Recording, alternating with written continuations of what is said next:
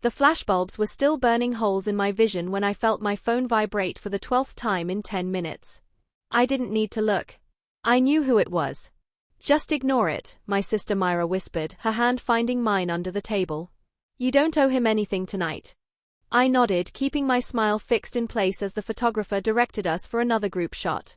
The Independent Spirit Awards after-party was in full swing, a glittering chaos of winners, losers, and everyone in between. I had just lost Best Supporting Actress to someone whose performance I secretly thought was mediocre, but I was smiling anyway. That's what we do in this business. We smile. I can't believe he's calling you now, Myra continued, her voice low and fierce. After what he did. What Derek does has never been my concern, I said evenly. Not anymore. But even as the words left my mouth, my traitorous heart skipped a beat when my phone lit up again. Derek Chen. The name flashed across the screen like an accusation. 3 months ago that name had meant everything to me. 3 months ago I was Elena Young, the lucky actress engaged to one of the most powerful producers in Hollywood. 3 months ago I believed in fairy tales. Now I believed in evidence. Go to the bathroom, Myra suggested. Splash some water on your face. I'll hold the fort here. I squeezed her hand gratefully and slipped away from the crowd, navigating through clusters of actors and agents until I reached the relative quiet of the hallway leading to the restrooms. But instead of going in, I leaned against the wall and finally pulled out my phone. 17 missed calls. 23 text messages. All from Derek. Elena, please pick up. We need to talk. You can't just disappear from my life. I know you're at the awards. I'm outside. I read that last one 3 times, my heart hammering against my ribs. He was outside? How did he even know I'd be here? Then I remembered, Myra had posted our location on Instagram an hour ago, proudly showing off our matching dresses. Of course he'd seen it. Derek had always been good at surveillance. It was one of the things that made him such a terrifyingly effective producer. He missed nothing. Except, apparently, the way his actions would destroy us. I was still staring at the screen when a new message appeared. I'm not leaving until you talk to me. I'll wait all night if I have to. I closed my eyes and let my head fall back against the wall. The hallway was dimly lit, decorated with framed movie posters from decades past. Right next to me was a poster for Roman Holiday, Audrey Hepburn looking wistfully at Gregory Peck. A love story with a bittersweet ending. How appropriate. Tough night. The voice made me jump. I opened my eyes to find a man standing a few feet away, holding 2 cups of coffee. He was tall, with the kind of face that looked vaguely familiar, probably another actor or industry person, but I couldn't place him immediately. Sorry, he said, offering an apologetic smile. Didn't mean to startle you. I saw you standing here looking like you were carrying the weight of the world, and I thought you might need this. He held out one of the cups. It's decaf. Figured you'd had enough excitement for one night without adding caffeine to the mix. I should have refused. I didn't know this man. For all I knew, he could be a reporter trying to get a quote about the Derek Chen drama that had been splashed across every tabloid for the past 3 months. But something in his eyes, calm, kind, utterly without the hungry gleam of Sumio chasing gossip, made me reach out and take the cup. Thanks, I said quietly. You're not wrong about the tough night. Lost? But gracefully, I think. I smiled through the whole thing. He laughed softly and the sound was warm, genuine. That's the real win, isn't it? Looking graceful when everything inside is screaming. He gestured toward the space next to me on the wall. Mind if I join you? My date is currently dominating the dance floor with a group of people I've never met, and I needed a breather. Your date left you alone at an after-party? Rude. Extremely. I'm considering filing a formal complaint. I found myself smiling, really smiling for the first time all night. You do that. I'll be your witness. He settled against the wall next to me, close enough that I could smell his cologne, something subtle, woody, not overwhelming. Up close, I realized why he looked familiar. He'd been nominated for Best Supporting Actor last year for that indie film about the chess prodigy. Marcus something. Marcus Reed, that was it. Marcus Reed, I said, testing the name. He raised an eyebrow. You know me? I know your work. You were incredible in Endgame.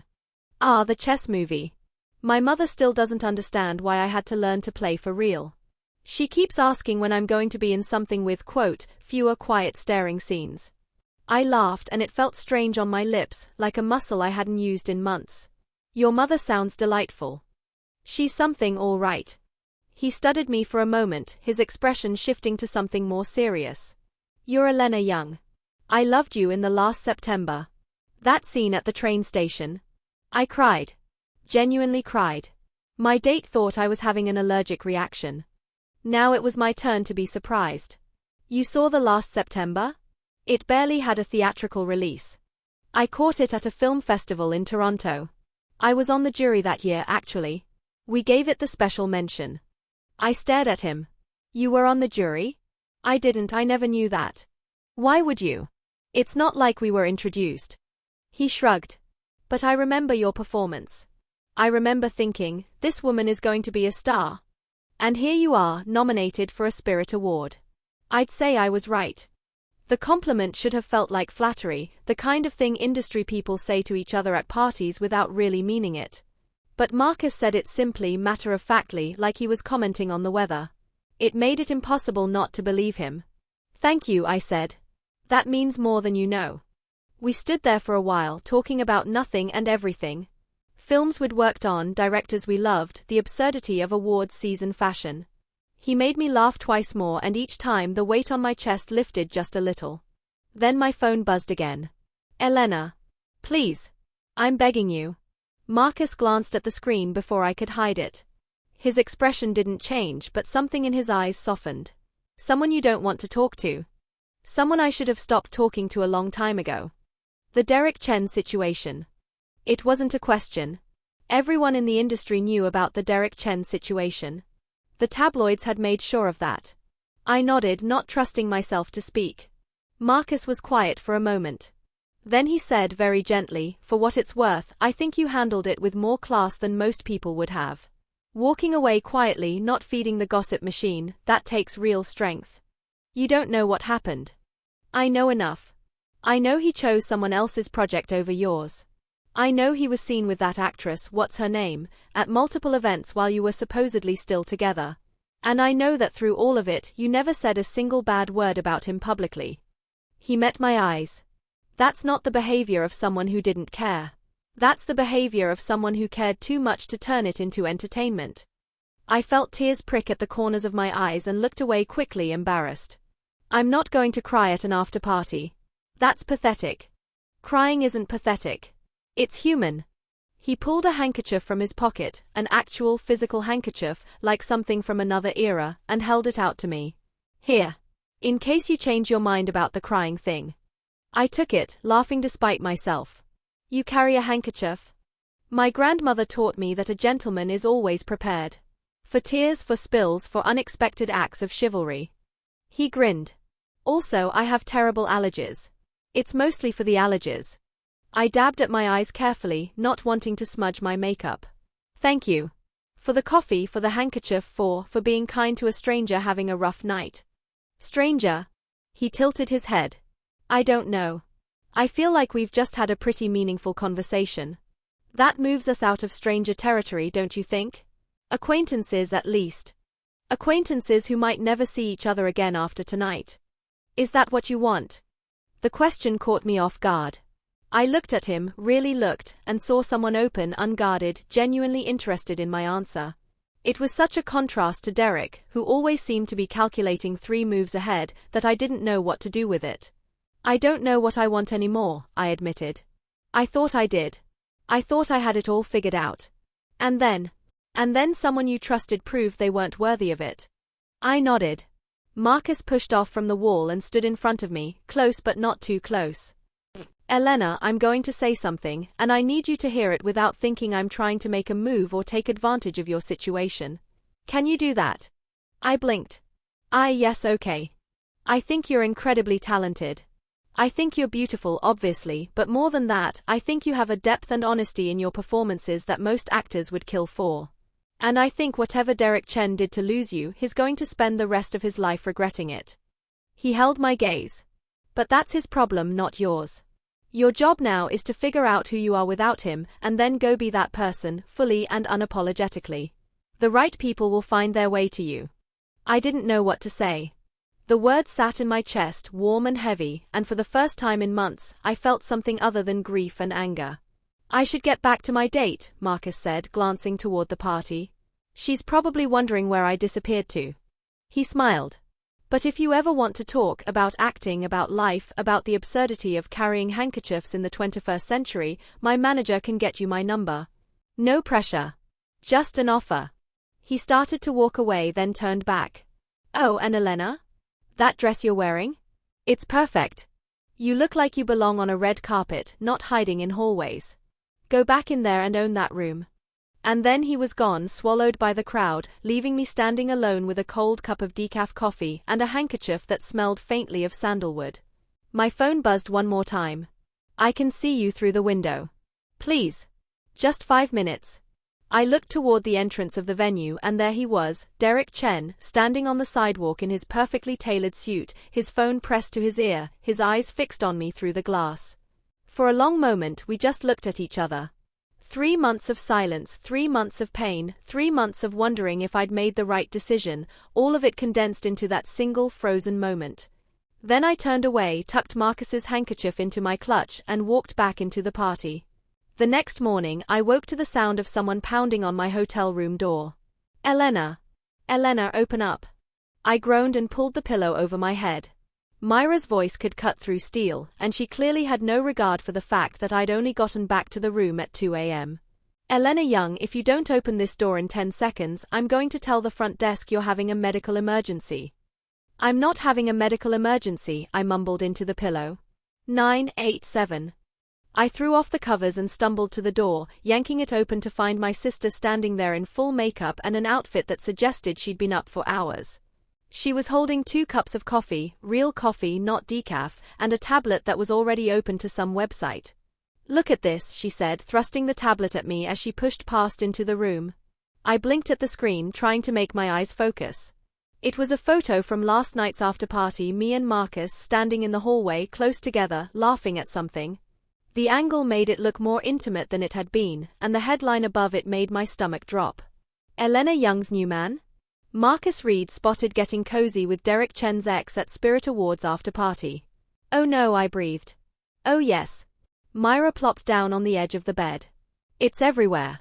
Every single entertainment site picked it up. They're calling it the rebound of the year.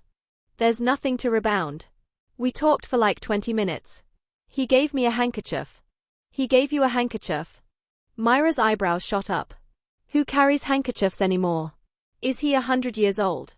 He's normal-aged. It was actually really sweet. I sat down heavily on the bed next to her, staring at the photo. Myra, this is bad. This is really bad. Derek is going to lose his mind. Derek already lost his mind. That's why he was standing outside the venue like a stalker last night. She paused. Wait, did you see him? He said he could see you through the window. I saw him. I didn't go out. Good. Smart. She took a long sip of her coffee. But you're right about him losing it when he sees this. He's probably already seen it. He probably saw it at 3 a.m. and has been composing angry texts ever since. As if on cue, my phone buzzed. Then again. Then again. I didn't need to look.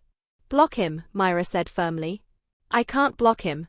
We have mutual friends. We have business connections.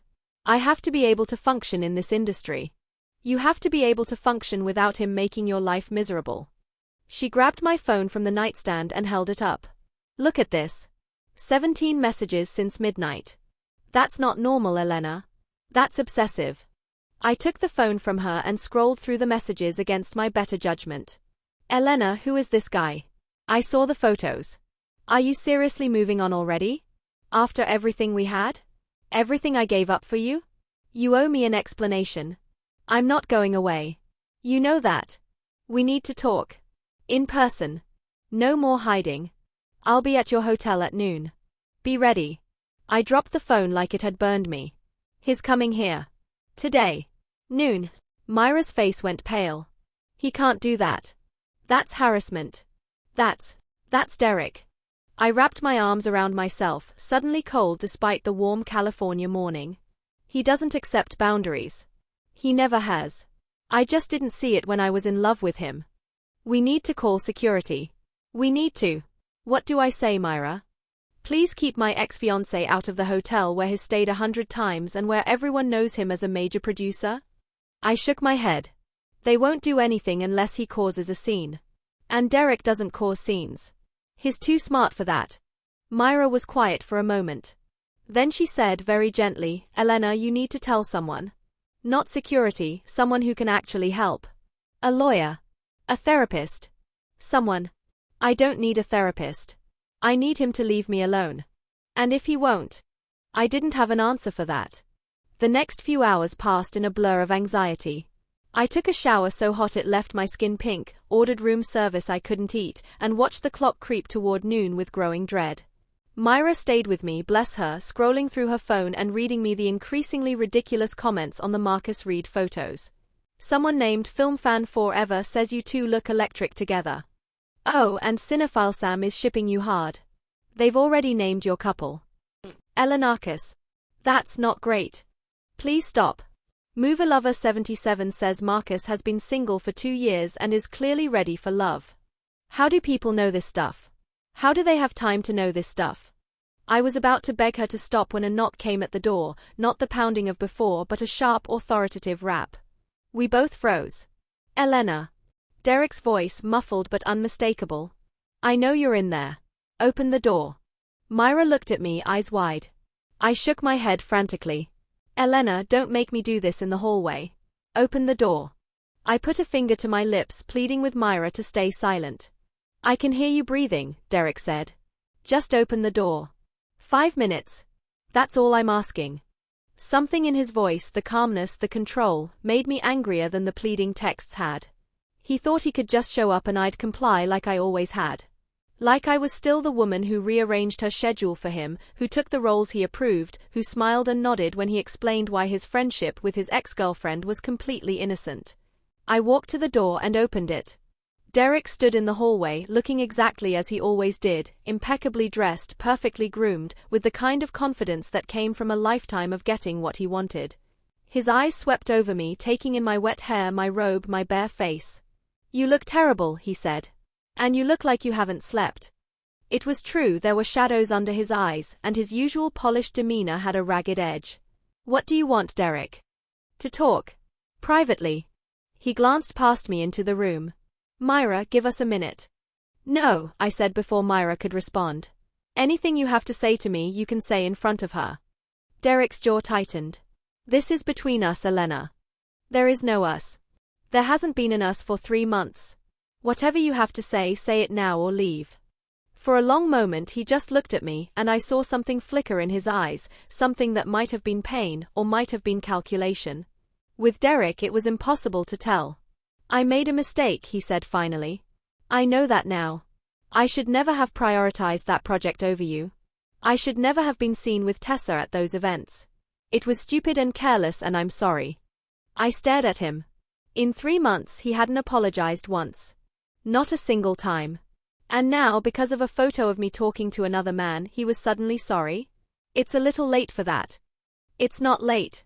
It's never too late to fix things. He took a step forward and I instinctively stepped back. Elena, I love you. I've always loved you. The engagement, that was real. We were going to get married. We can still get married. Just say the word and... Stop. I held up my hand. Just stop. You don't get to do this. You don't get to ignore me for 3 months and then show up with apologies because you're jealous of a photo. I'm not jealous. You're jealous. It's written all over your face. And that's the problem, Derek. You don't want me back because you miss me or love me. You want me back because you can't stand the idea of me being happy with someone else. That's not true.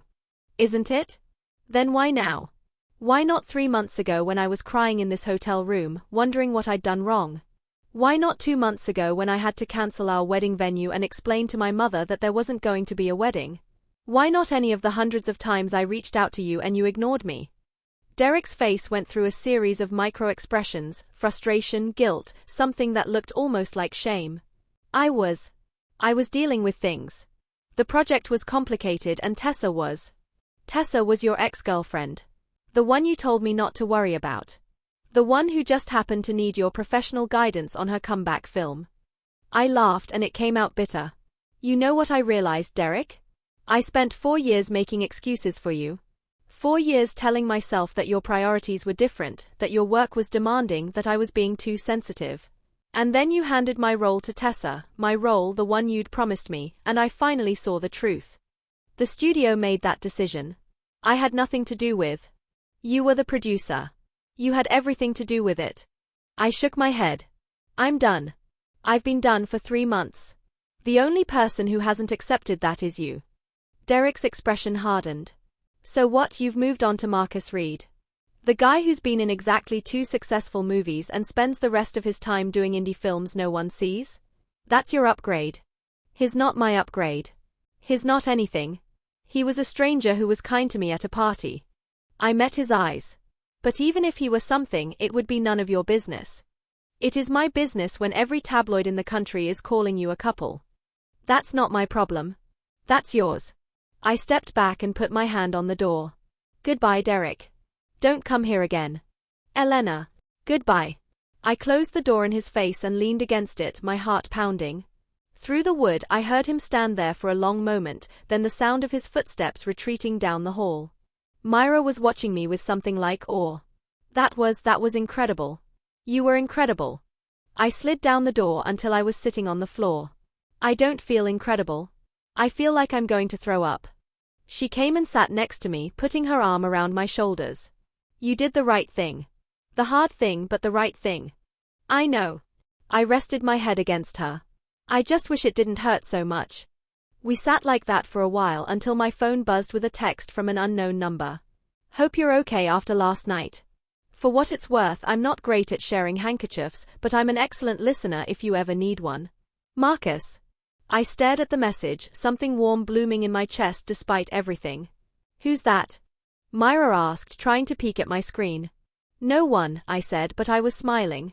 Just an acquaintance. The next few weeks were a masterclass in chaos. The tabloids didn't let go of the Marcus story, even after I gave a brief statement to a reporter saying we were just friends who'd shared a conversation. If anything, my denial made them dig deeper.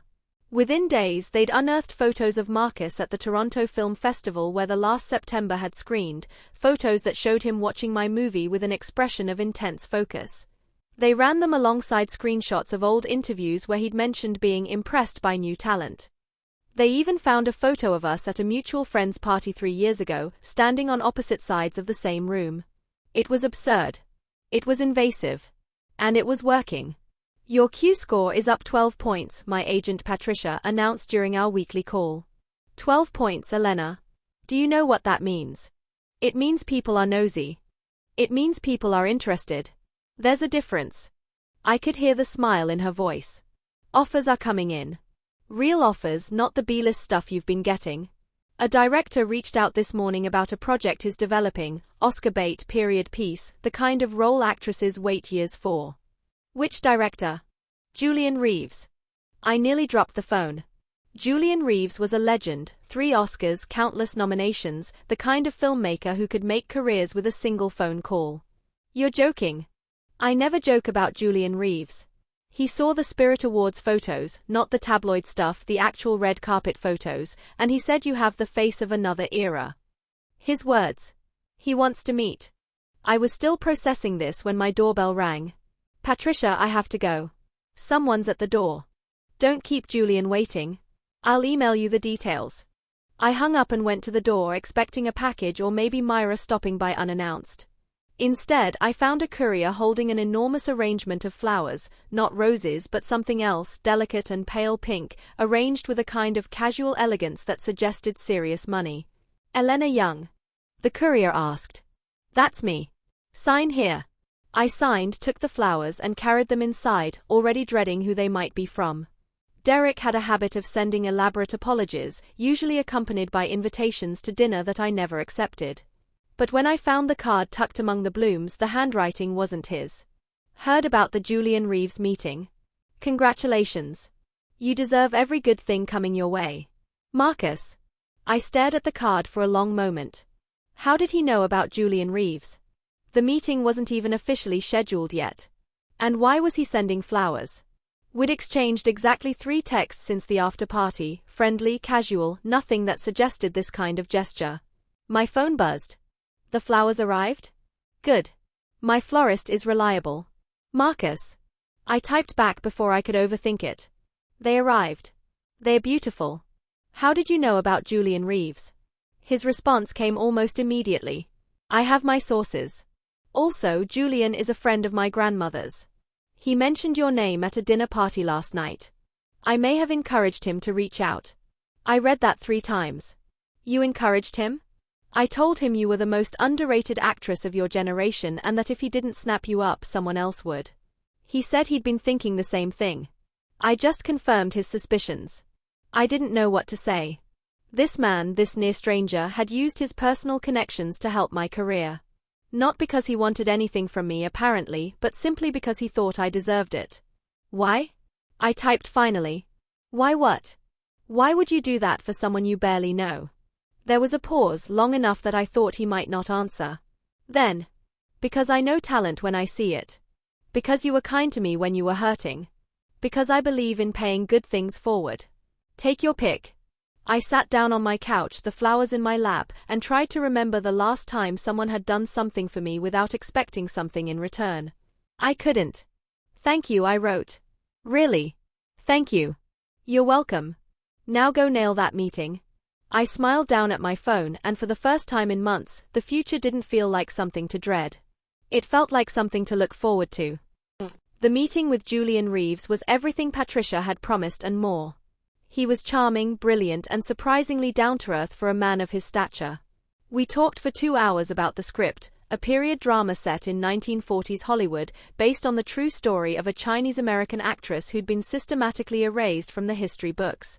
It was the kind of role that didn't come along often, the kind that could define a career. You have the right look, Julian said, studying me across his desk. But more importantly, you have the right soul. I've seen your work. You understand pain without being consumed by it. That's rare. I left his office floating on air, already imagining what it would be like to play this woman, to bring her story to life. But when I got back to my car, my phone was exploding with messages from Myra. Have you seen Twitter? Derek is losing his mind. Call me now. I opened the Twitter app and felt the blood drain from my face. Derek had posted a statement. A long, rambling, barely coherent statement about how we'd taken a break but were working things out, and how he was disappointed to see me moving on so quickly with someone else. He didn't name Marcus, but he didn't have to. The implication was clear. The comments were a nightmare. Half of them were supportive of me, telling Derek to back off. The other half were speculating wildly about what had really happened between us, with some even suggesting I'd been cheating on him with Marcus before the breakup. I wasn't, I thought desperately. I wasn't cheating. I wasn't anything. But try telling that to the internet. I called Myra immediately. What do I do? Nothing. You do nothing. You let him hang himself. He's dragging me down with him. He's trying. But Elena, look at the responses. Look at who people are believing. She was right, the majority of comments were on my side, pointing out that Derek's statement was vague and self-serving, that he hadn't provided any evidence of our supposed reconciliation. Some were even digging up old photos of him with Tessa, using them to question his version of events. He's panicking, Myra continued. He sees you moving forward, getting attention, getting opportunities, and he can't stand it. So he's lashing out. The worst thing you can do is respond. What if he says something worse? Then we deal with it. But right now, silence is your friend. I took a deep breath. Okay, I won't say anything. Good. Now tell me about Julian Reeves. I told her, and for a few minutes, I was able to forget about Derek and his desperate attempts to pull me back into his orbit. But when I hung up, the weight of it all came crashing back. My phone buzzed. Marcus. I saw the statement. Are you okay? I stared at the message, unsure how to answer. Was I okay? No. But also yes. It was complicated. I've been better, I wrote finally. But I've also been worse. Do you want to talk? In person? No pressure, just. I'm a good listener, remember? I thought about it. Thought about the risk of being seen with him again, of feeding the tabloid machine even more. Thought about what Derek would do if he found out. Then I thought about how alone I'd felt for the past 3 months, and how Marcus's texts had been the only bright spots in weeks of darkness. Okay, I wrote. Where? He suggested a small cafe in a part of town where celebrities rarely went, a place owned by a friend of his where we could talk privately. I agreed, and an hour later, I was sitting across from him at a corner table, nursing a cup of tea and trying to figure out how my life had become this complicated. Thank you for coming, Marcus said. I know it's risky. You're the one taking the risk. If we're seen together again, then we're seen together again. Two people having coffee. Not a crime. He smiled, and it was the same warm, genuine smile from the after-party. I'm not worried about what people think. Are you? I'm trying not to be. Good. That's the first step. He leaned forward. Elena, I want to tell you something, and I need you to hear it without running away. Can you do that? I nodded, my heart suddenly pounding. I like you. I have since I saw you in that movie 2 years ago, and definitely since we talked at the after-party. I'm not saying this because I want anything from you, I'm saying it because I believe in honesty, and I think you deserve to know where I stand. He held my gaze. But I also know you're coming out of something painful, and I know the last thing you need is pressure. So here's my offer, we can be friends. We can be whatever you're comfortable with. And if someday you want to be more, I'll be here. If not, I'll still be here, cheering you on from whatever distance you need. I stared at him, completely thrown. In my experience, men didn't say things like this. They made moves, they pushed boundaries, they took what they wanted and apologized later. But Marcus was offering me control. Offering me space. Offering me a choice. What if I don't know what I want? I asked quietly. Then we figure it out together. No timeline, no expectations. He reached across the table and very gently touched my hand. Just, let me be in your life, Elena. However that looks. I think we could be good for each other. I looked at his hand on mine, warm, steady, asking nothing, and felt something shift inside me. Something that had been clenched tight for months finally began to relax. Okay, I whispered. Let's try. 3 months later, I was on set for Julian Reeves's film, and my life had changed completely.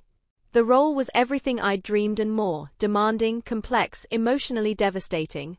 I played Lillian Chen, a real-life actress who'd been one of Hollywood's brightest stars in the 1940s, only to have her legacy systematically erased when she refused to testify before WAC. The script followed her rise, her fall, and her quiet dignity in the face of erasure. Every day on set was a masterclass, and Julian pushed me harder than any director ever had. I want more, he'd say after a take. Not bigger, more. I want to see the weight she carries. The things she doesn't say. And somehow I found it.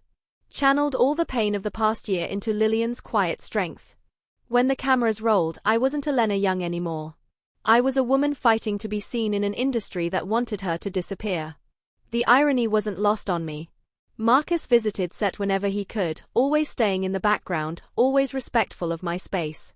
He'd bring coffee for the crew, chat with Julian about old movies, and occasionally catch my eye across the soundstage with a small smile that made my heart skip. We hadn't defined what we were, friends, maybe more, maybe something in between, but his presence had become a constant I looked forward to. Derek, meanwhile, had become a constant I dreaded. His Twitter statement had backed spectacularly, with most of the industry rallying behind me and distancing themselves from him. Projects he'd been developing lost funding. Directors who'd been loyal to him started taking other meetings.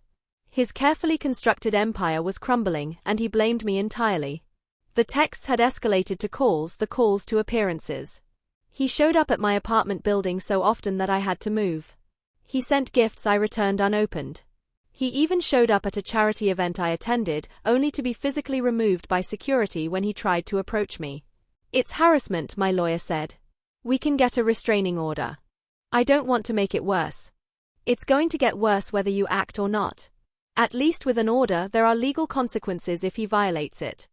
I agreed, and the order was granted. For a few weeks, things were quiet. I allowed myself to hope that it was finally over. I was wrong. It happened on a Tuesday during a night shoot that had already gone 12 hours. We were filming a crucial scene, Lillian's last day in Hollywood, walking out of a studio executive's office for the final time. I was exhausted, emotionally drained, and running on caffeine and determination. Between takes, I stepped outside for air, needing a moment alone before the next setup. The lot was quiet at 2 a.m., most of the other productions wrapped for the night. I found a bench near a soundstage and sat down, closing my eyes and letting the cool night air wash over me. You look tired. My eyes flew open. Derek was standing 10 feet away, silhouetted against a distant security light. How did you get in here? I still have connections. He stepped closer and I stood up quickly, backing away. Relax. I'm not here to hurt you. I just want to talk. The restraining order says you can't be within 500 feet of me. You're violating it right now. The restraining order is a piece of paper. It doesn't change what we had. He kept coming and I kept backing up until I hit the bench I'd been sitting on. Elena, I've lost everything. My reputation, my projects, my friends. Everyone's abandoned me because of you. Because of me? Derek, you did this to yourself. I did it because I loved you. Because I couldn't stand seeing you with someone else. His voice cracked and for a moment I saw something raw and broken in his eyes. I know I handled it wrong. I know I made mistakes. But I'm asking you, begging you to give me another chance. I can change. I will change. Just say the word and... There's no word. I forced myself to sound calm, even though my heart was racing. There's nothing you can say or do that will make me want to be with you again. I need you to accept that and leave me alone. His face twisted, grief, anger, something else I couldn't name. Because of him. Because of Marcus Reed. Because of me. Because I deserve better than what you gave me. I reached into my pocket for my phone. I'm calling security now. If you're smart, you'll leave before they get here. For a long, terrible moment, I thought he might not. He stood there, vibrating with emotion, his hands clenched at his sides. Then, slowly, he turned and walked away, disappearing into the darkness between sound stages. I called security anyway, then called Marcus. He was there in 20 minutes, having driven across town at 2 a.m. without a single complaint. You're shaking, he said, wrapping his jacket around my shoulders. I'm fine. I'm okay. You're not okay, and that's fine too. He sat with me on the bench, his arm around me, not pushing for details, just present.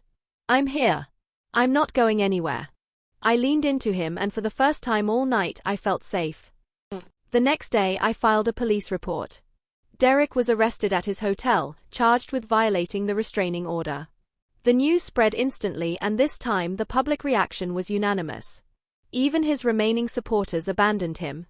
The man who'd once been one of Hollywood's most powerful producers was now a cautionary tale, a warning about what happened when ego and obsession went unchecked.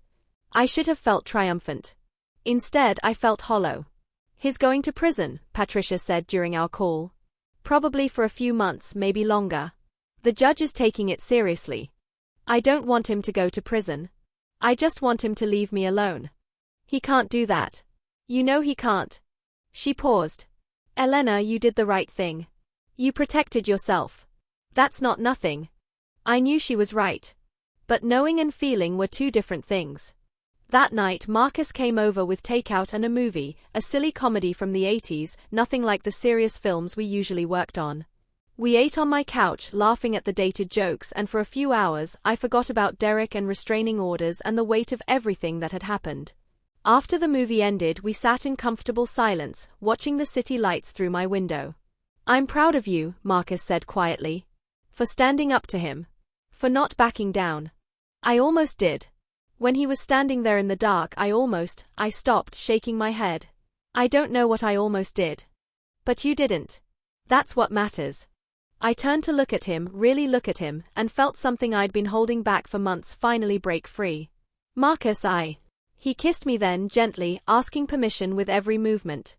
And I kissed him back, finally allowing myself to want something good, something real, something that had nothing to do with the chaos Derek had left in his wake.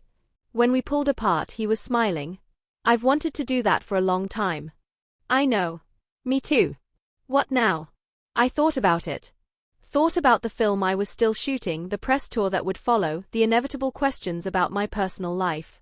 Thought about Derek and his trial and the lingering fear that he might never truly let me go. Thought about Marcus and his patience and the way he made me feel like I could breathe again. Now, I said, we figure it out together. No timeline, no expectations. Just us. He kissed me again and for the first time in over a year, I let myself believe in happy endings. Derek was sentenced to 6 months in county jail, followed by 2 years of probation and a mandatory mental health evaluation. The judge was clear in her reasoning. His behavior had escalated from harassment to stalking, and the violation of the restraining order on a closed film set showed a dangerous disregard for boundaries. I didn't attend the sentencing. I didn't need to hear it. I just needed it to be over. The tabloids predictably had a field day. For weeks, every entertainment outlet ran stories about the rise and fall of Derek Chen, complete with timelines of our relationship, speculation about his mental state, and endless commentary from experts who'd never met him. Through it all, I maintained radio silence. No interviews, no statements, no social media posts. Patricia handled the press with a series of carefully worded non-comments, and eventually, the frenzy died down. By then, Julian Reeves's film had wrapped, and I was deep into post-production promotion. The studio was confident, more than confident, that the movie would be a major awards contender. Early buzz was extraordinary, with industry insiders calling my performance career-defining and Oscar-worthy. I tried not to think about that. Tried to focus on the work, on the story we were telling, on Lillian Chen and her forgotten legacy. But every interview, every photo shoot, every premiere brought questions about my personal life. About Marcus. We hadn't gone public with our relationship. After everything with Derek, I was terrified of inviting that kind of attention again. We kept our dates private, our time together limited to my apartment or his, away from the prying eyes of the press. It wasn't ideal, but it was safe. Are we ever going to be able to just exist? I asked him one night, lying in his bed, tracing patterns on his chest. Eventually. When you're ready. He kissed my forehead. I'm not going anywhere, Elena. I've waited this long. I can wait a little longer. I don't want you to have to wait. I want to be able to hold your hand in public without worrying about what people will say. Then we'll do that.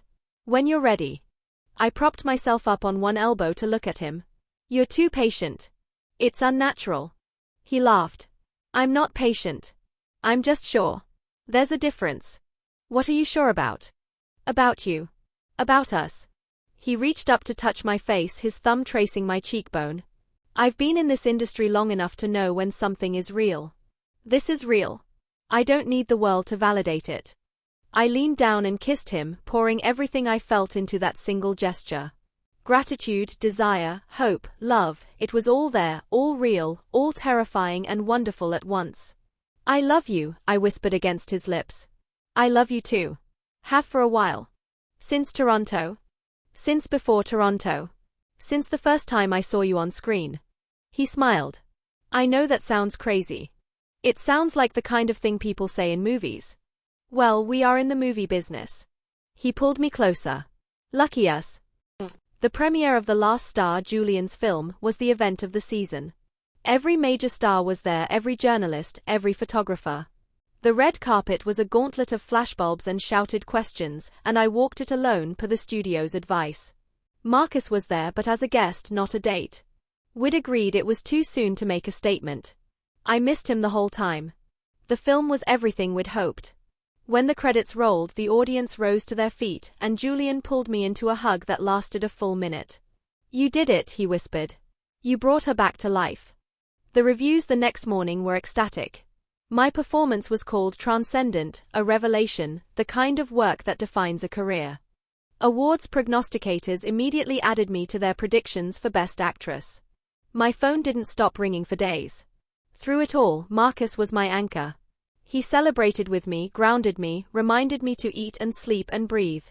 When the pressure threatened to overwhelm me, he was there with a listening ear and a steady presence. When the tabloids started speculating about us again, he shrugged it off. Let them speculate. They don't know anything. But they're right. About us. Right for the wrong reasons. There's a difference. He grinned. Besides, it's kind of fun, isn't it? Having a secret. Maybe for you. You're not the one being followed by paparazzi. I'm not? Who do you think took those photos of us at the farmer's market last week? I stared at him. Those were real? Very real. Very blurry. Very unflattering to both of us. He pulled out his phone and showed me the photos in question, grainy shots of us buying vegetables, completely unaware of the camera. Apparently, my farmer's market look is disheveled but charming. Yours is effortlessly gorgeous even in sweatpants. Effortlessly gorgeous? Who said that? Comments section. I may have been reading them at 3 a.m. I laughed and for a moment the weight of everything lifted. This was what I'd been missing, not just love but lightness. The ability to laugh at absurdity, to find joy in the small moments. Derek had never given me that. He'd given me intensity, passion, drama, but never lightness.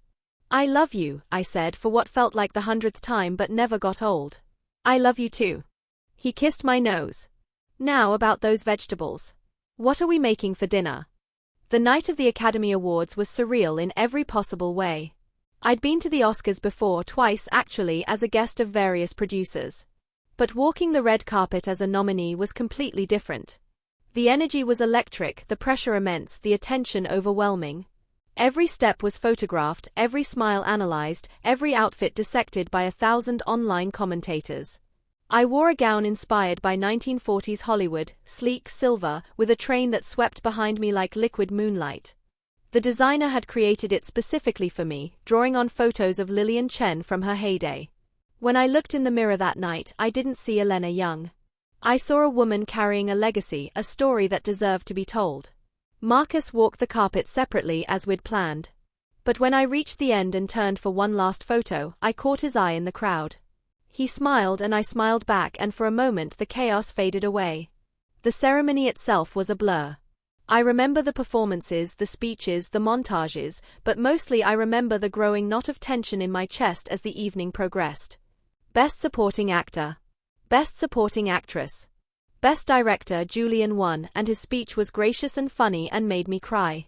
Best Actor went to someone else, a veteran actor in his final role. And then it was time for Best Actress. The presenter was a legend, Meryl Streep, because of course it was. She stood at the podium and read the names with the kind of gravitas only she could bring. My name was among them. Elena Young, The Last Star.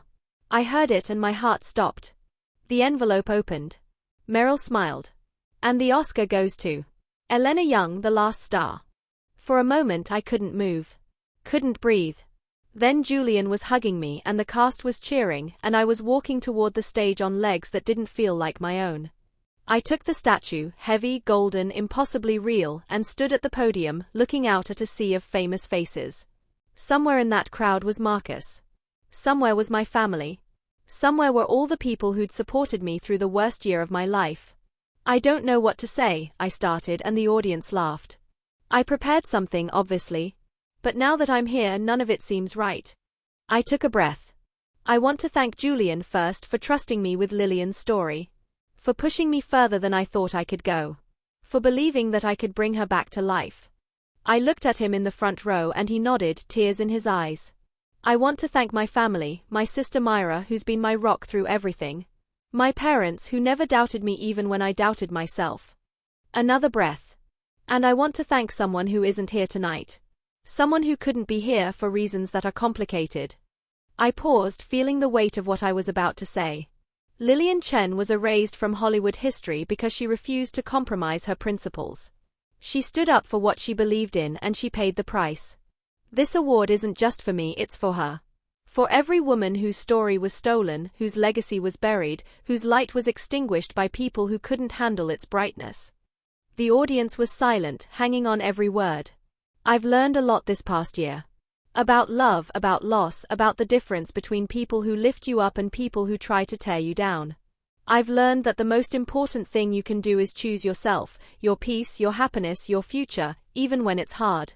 Especially when it's hard. I looked out at the crowd and found Marcus. He was crying. So was I. Thank you, I said simply. Thank you for this.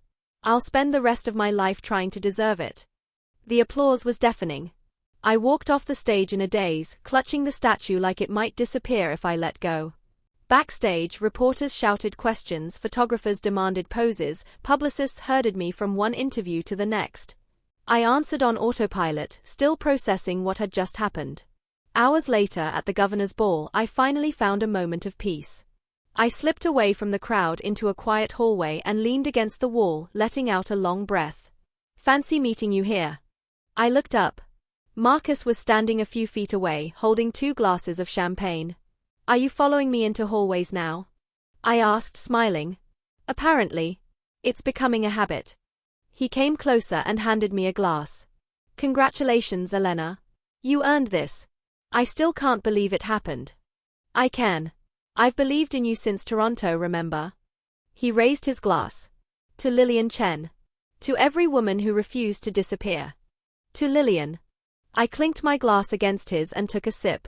We stood there for a moment, just looking at each other. Then Marcus set down his glass and took mine, setting it aside too. What are you doing? Something I should have done a long time ago.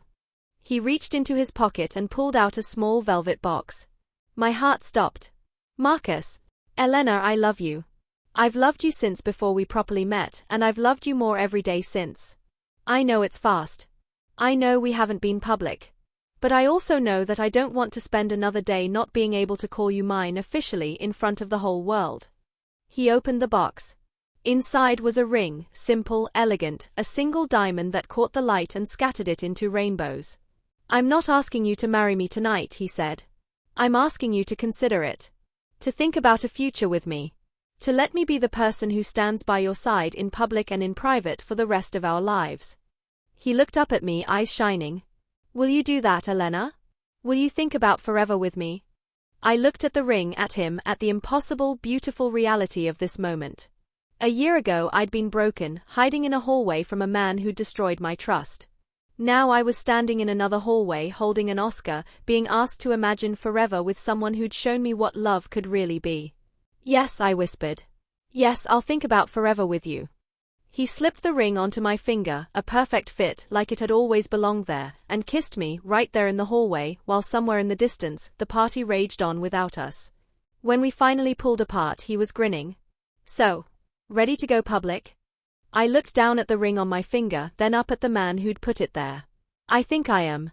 We walked back into the ballroom together, hand in hand, and for the first time we didn't care who saw. The cameras flashed, the questions flew, and through it all, I held on to Marcus and smiled. Somewhere I hoped Lilian Chen was smiling too. 6 months later, Marcus and I got married in a small ceremony at the same temple where I'd once prayed for peace. My sister Myra was my maid of honor. Julian Reeves officiated. And on my wrist, beneath my wedding bracelet, I wore a simple string of prayer beads, a gift from Marcus, blessed at the temple, meant to protect me always. No more running, he'd said when he gave them to me. Just living. And finally, after everything, I was ready to do just that.